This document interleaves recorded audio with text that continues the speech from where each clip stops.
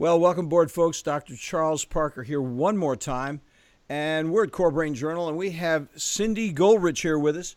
She's from the beautiful state of New York. And Cindy is a coach. She's going to tell us about some aspects of coaching ADHD parents and teachers that we really haven't heard about before. We've heard about coaching, but we haven't heard about what she's going to tell us about. Thanks so much for joining us, Cindy. We really appreciate it. Oh, it's my pleasure. Thank you. So I'm going to do a brief bio. Cindy has written a book, and she's going to do a book giveaway, folks. It's called 8 Keys to Parenting Children with ADHD, and the book giveaway from the time of publish of this podcast will be available for 2 weeks, and then we're going to close it. So if you have any thought, hey, I'd like to read this book, I'd like to take this further down the road, jump on and sign up for that download, that giveaway. So Cindy Goldrich is from Roslyn Heights, New York, is an ADHD parent coach, and the Transformational Moment is a teacher trainer as well. We'll talk more about that in a moment. Her mission is to create a calm, more compliant environment, establish realistic rules wherever they are, and have some more clear expectations to reduce homework stress and improve problem solving as well as self-advocacy skills. Wow, that's a mouthful. She provides education and support so kids can thrive, not just, doggone it, survive. So, Cindy, with that little brief introduction, tell us a little bit about your experience, where you are right now. What are you doing? What's your practice like? What's happening for you? Absolutely. Well, my practice really has two equal parts. I support the parents of the kids who have ADHD because I really feel that parents parent out of love and logic. But when you have a complex child, you don't always know how to really work with them. So I'm there to give the support and the education and the understanding to help the parents. And then the other thing I do, and have done for so many years now, is I found that after I've worked with the parents so much, they were able to advocate for their kids and help the teachers understand a little bit, but they found that the teachers didn't really know what the teachers didn't know, that it's not part of teacher education to know about ADHD and certainly not about executive function. So I now go into school districts and conferences all across the country, and I do, teacher education. So it's really a great balance because I have that whole circle of support between the parent and the educator.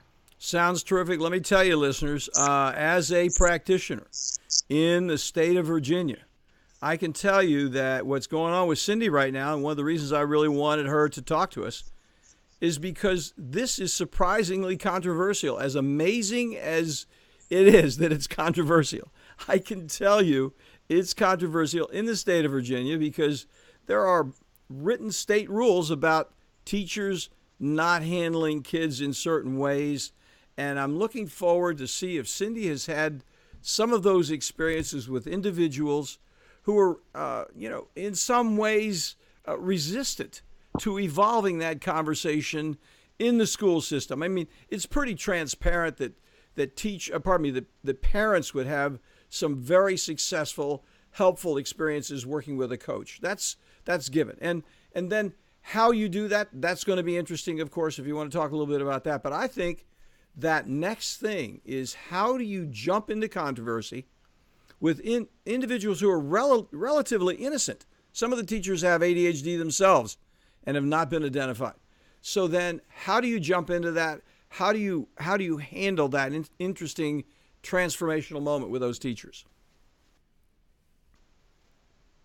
I love that question. And yes, it's interesting. When you say it's controversial, it's not just that it's controversial sometimes, it's that teachers who have been in their profession for so long are really operating out of the love and logic that the parents are, and they just don't know any better. So in comes someone like me from the outside saying, hey, you know what, guys, I know how you can really work with these kids. And sometimes I do get the resistance, but sometimes I have such an open arm, welcoming me. But what I find is that in making some of the suggestions, the teachers are sometimes so interested and wanting to make these changes, but then they get so concerned that their administrators may not, fund that, or that their administrators may not give them the time. For instance, I'll give you some specific examples. One of the things I talk about a lot is the impact of stress. And I know you know that, right? The impact of stress on learning. So I make some concrete, specific suggestions on how we can reduce the stress in the classroom, not just for the kids with ADHD, but for all the kids. And some of that involves get up and do a 5-minute yoga or mindfulness or even a meditation. And the teachers are so interested once they hear the science behind it, and I can tell you some of that, but what they get concerned about is, but if I start doing this and my administrators walk by, they're going to wonder, well, why aren't I spending my time teaching the curriculum? So it really has to be this full systemic change that we're calling for, which is helping the school districts themselves, the administrators and the teachers understand that we've got to bring back social emotional learning into the classroom. We have to really address the whole child and what's going on. The kids with ADHD especially, but really for all of the kids. So you're talking about system change from the superintendent down. You have to go in and get that superintendent in your back pocket and drop his name or her name a few times when you walk in the room, and then everybody can breathe a sigh of relief and actually listen.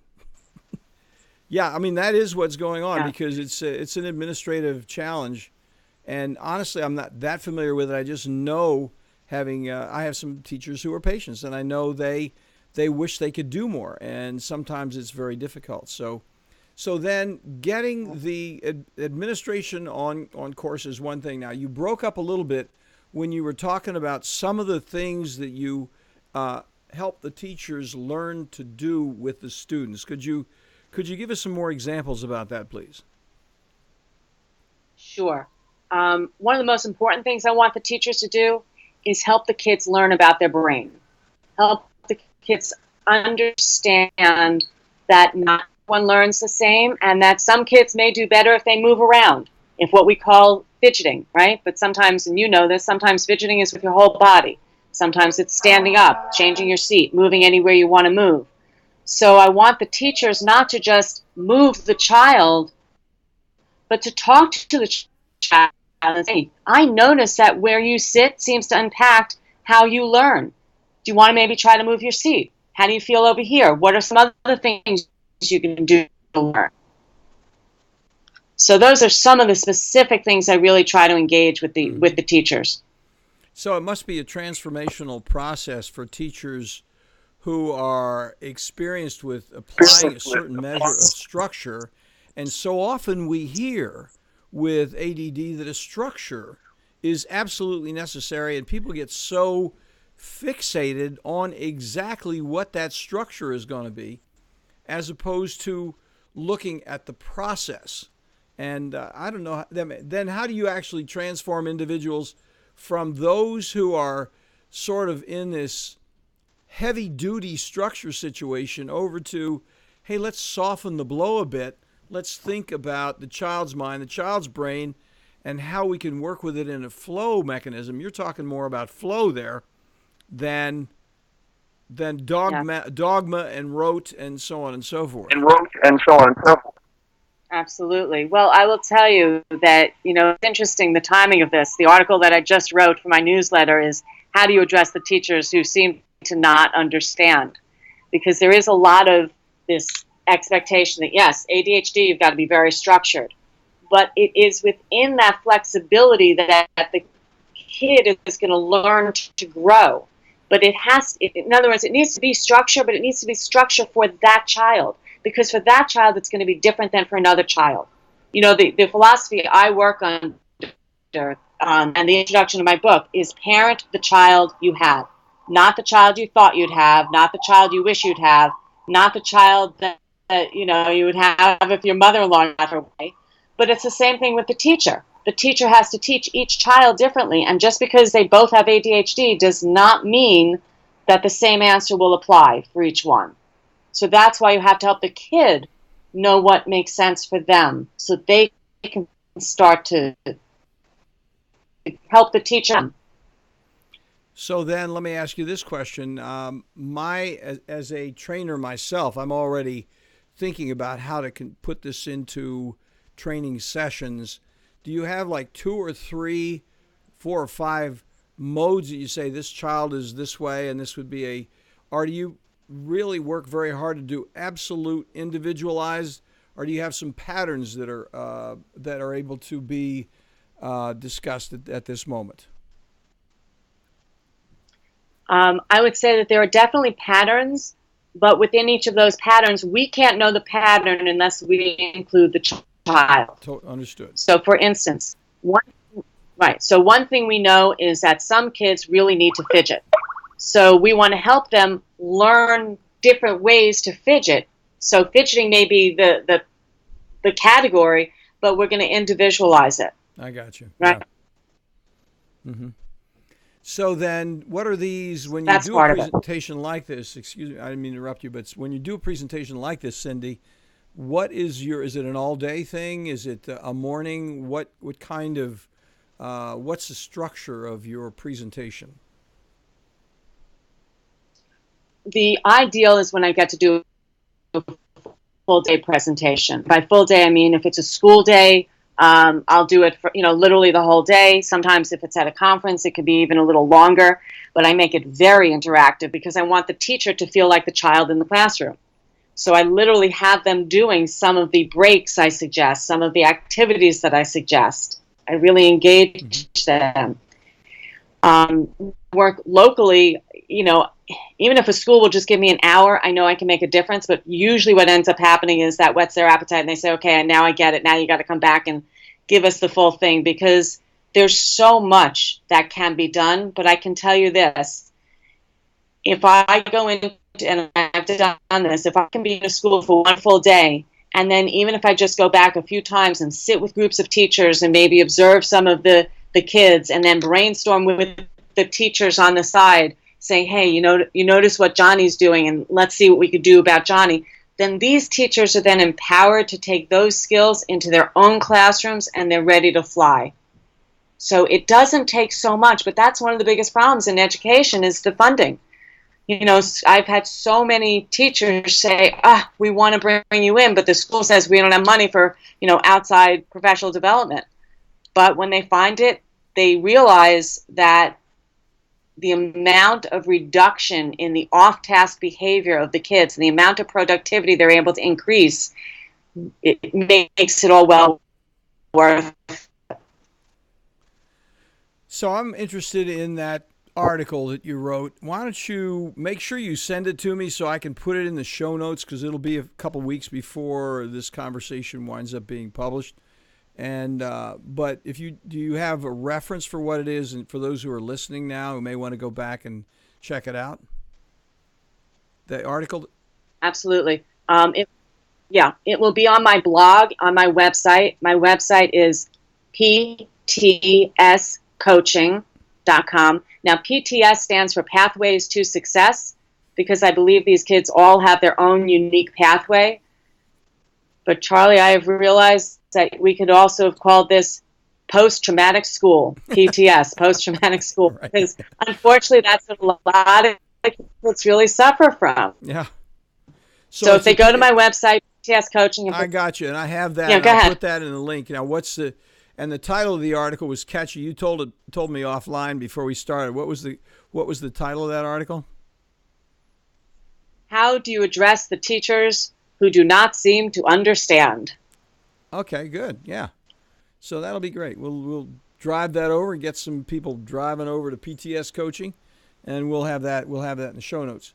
So let me ask you this. One of the things I've found that's so interesting, what's such a pleasure for me, having a chance to talk to people like you, you're experienced, you've been out on the road, you've had numerous experiences with parents, so you're not just fresh out of the box. You've been out there on the road of life. And I think the thing that's important for our audience is if you could share with us a transformational moment or two that you were going down the path, you were having a great time, and this person, this individual, this parent, this teacher came up, and you had to rethink what you were doing. Does anything like that come to mind off the bat here?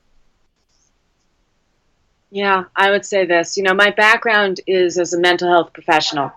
But then I have ADHD throughout my family, as many, many families do. And so I started learning about this. And what I found was that once I understood more, I assumed other people did. And, all the teachers that were working with all the schools understood. But then when I found out that they did not really know some of the basics, just some of the things such as the value of fidgeting, as we've been talking about, or that some of the kids may have the slower processing speed and just aren't keeping up, or that their sense of time, I don't know, I'm sure you know this, that the internal clock that people have is not always accurate. Yeah. So it's not always the same for all individuals. So when I realized how much these little things impact learning and behavior, it blew me away, and it made me so passionate about, I just want every parent and every educator to just understand my full day of workshop, my full, this is what you got to know if you're going to work with these kids. Mm-hmm. So give me an example of a personal where you hit a brick wall, where you were going along as the younger person, not the experienced road warrior person you are, but back where you were in a relative state of innocence and came to this transformational moment of, okay, this is what I have to do. I was going at it. I'll tell you a quick story about myself, and it may kindle something for you. I mean, as I was going along in my life, I was doing a tremendous amount of additional training in psychopharmacology. I mean, we've been out on the road. When you're speaking on the road, what happens is the pharmaceutical companies send you someplace, if you're going to work with them, every year to get the best and brightest people in the country, which in this country is the world, and they're going to teach you how to understand psychopharmacology even better. So what happens, for me, I'm going in, I think I know what I'm doing, and I have the best trainers. I have good conceptualization. I know what the cytochrome P450 pathways are for the meds. I understand drug interactions, the whole thing. And yet I get out there and I realize, hey, this person wants to work with me. I want to work with that person. And I, my friends, am shooting blanks. This is not working. And I've not shot one blank. I've tried all these different tricks in my pocket to get these meds to work correctly. And that's when I then had to say, okay, I've got to do something else, because there's a measure of responsibility that I have here. This person wants something from me, and I am definitely not providing it. So then I've got to, it doesn't matter how hard I'm trying. That's not the issue. The issue is that person isn't making any progress. And they're in my office, and that's a responsibility for me. So then that's why I've gotten further and further into the box. And so I say this often, I get so far in the box, I look like I'm out of the box, because I had to find some answers, because things weren't working. So tell us, you have anything happen like that to you? Absolutely. I was, when I first started out wanting to help in the world of ADHD, I was coaching high school kids and college kids. And I'll never forget, I was coaching this one boy, Henry. And Henry was a very bright kid. He was a good kid. His parents called me and they said, listen, Henry's in 10th grade. He's very bright. He was doing very well in school, but now he's hit the wall. And could you come in and work with him? His grades are going down. He's not getting his homework done. We keep trying to, give him the incentive, and we've even tried taking everything away, and nothing's working. And I thought, okay, let's see what's going on. So the first thing I always do when I work with the kid is I want to know what's their passion. Well, Henry's passion was he wanted to be a rap star manager. And he really did. I mean, he knew who the managers were, the different rap star, performers, and he was very committed to that. And not only was he committed to that, but he had thought about the different ways he could do it. Well, the problem he was having was that his parents were not into rap music. His parents were both professionals. I think Dad was a lawyer, and Dad's dad was a lawyer. And they, you've got to study at school, and you've got to go to a good school, and yada, yada, yada. And long story short, what I found was I could work with Henry as much as I wanted to, but I had figured out why Henry wasn't doing well in school. wasn't doing well in school because he didn't want to have to go to college. And he didn't want to have to become a lawyer. He wanted to do what he wanted to do. So it didn't matter how much I worked with Henry. I had to work with his parents. Yeah. Because his parents had a wonderful opportunity. They could have really encouraged Henry about all the wonderful things he could be learning in school that will help him for his future profession as a rap star manager. But instead, there was so much that it developed, so much misunderstanding. And the methods that they were using, they thought were so loving and caring. And it wasn't that they weren't, but they were sabotaging everything with their child. So that was my transformational moment when I realized I need to work with parents. Yeah. That was it. Absolutely understood. See, that's a great story because when you confront something like that, you actually change realities. You're in one reality with the student, and the reality when it reaches your imagination and your consciousness, that the reality is completely different than you thought it was, and the reality is absolutely. Right. It's an unreal reality that you weren't dealing with at all, and you had to figure out a way to deal with it. So tell us this. I'm curious now.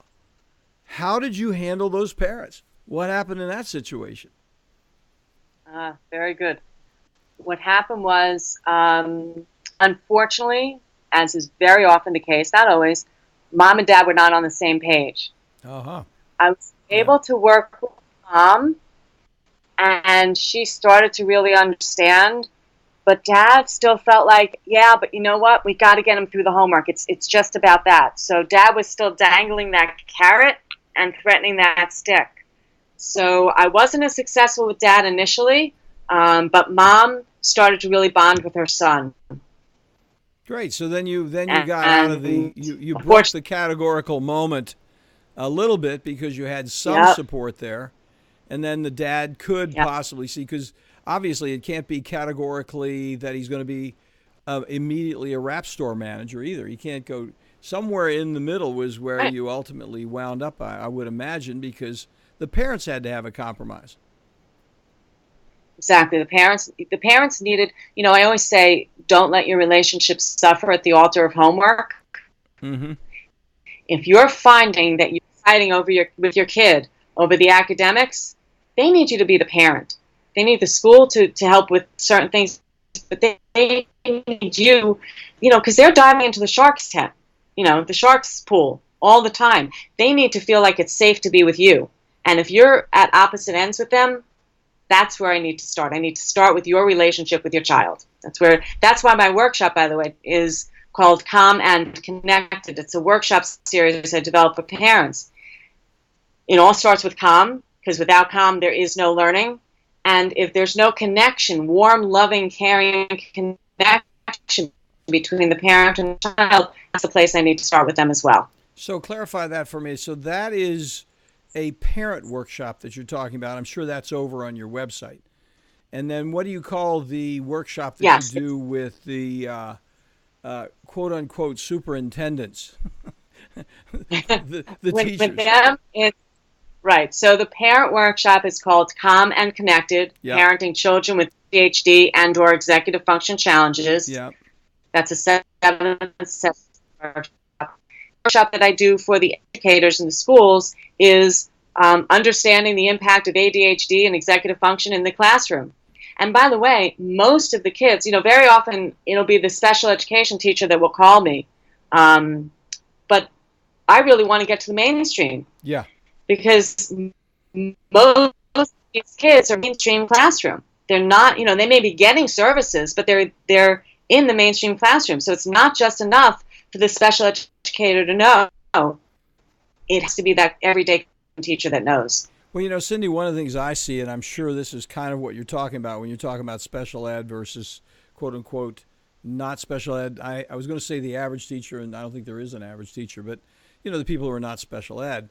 One of the things I found in the population in general regarding executive function challenges is the whole diagnostic system is so based on appearances and so superficial that when you go into nuance, when you go into brain function, which is more nuanced, it's more subtle, how a person thinks is not on the radar.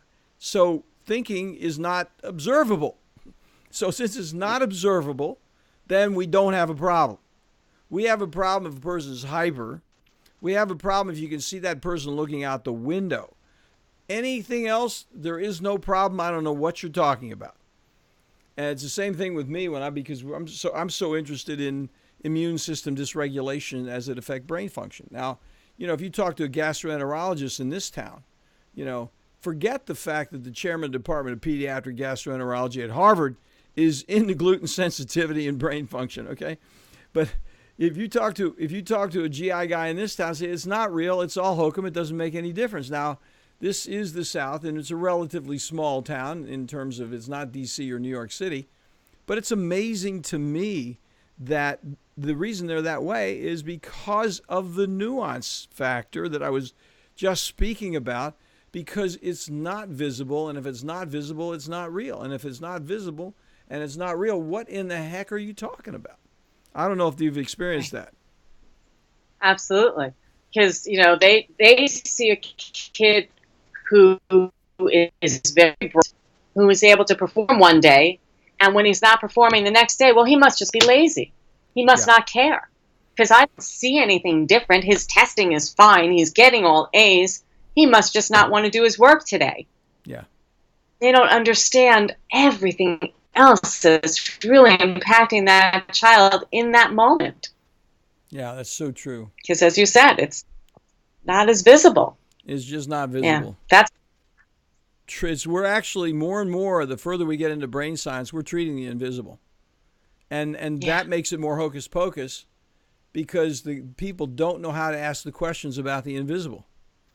It's like way too complicated to think about thinking. I'm not going to think about thinking because that's way too complicated. Somehow that's like, whatever. And they don't have a structure for it. So one of the reasons they don't have a structure is they don't understand thinking. And this is why I so frequently say the standard in the country is treating thinking without thinking about thinking.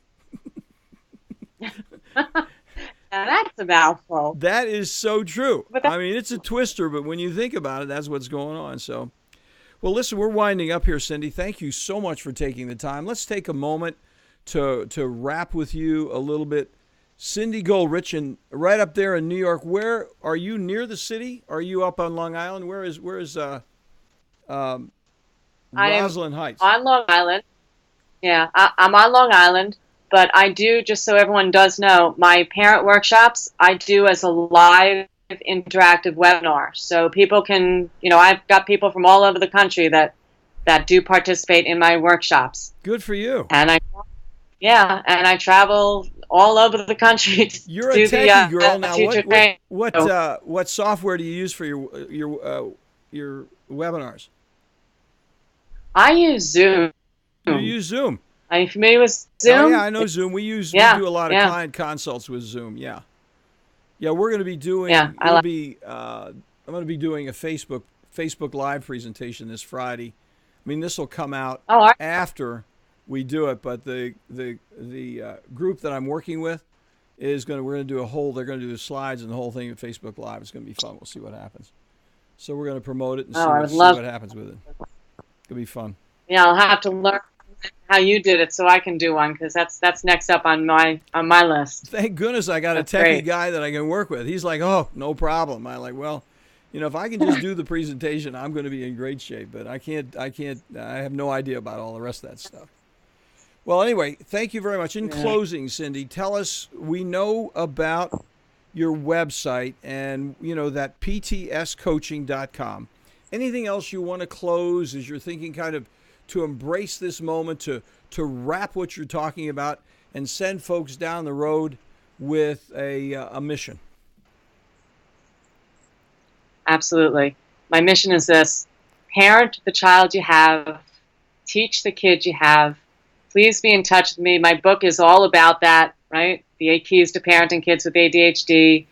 If you want to join me for a workshop, even if you just want to join for the first session of my Common Connected workshop, so you get a good foundation and understanding, because it is all about the education. It's all about understanding what's impacting them beyond just the hyperactivity, the impulsivity, the inattentiveness that we think about on the surface for the ADHD.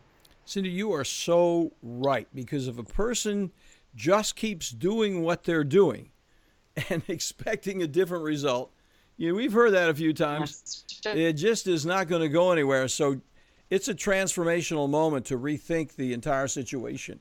If you're having a problem, you're in pain, the child's in pain, there's some ways that you can get out of it. And Cindy, thank you so much for sharing some of that material and doing the webinars and doing the presentations that you do. It's very helpful. We really appreciate it. And thank you very much for coming on tonight.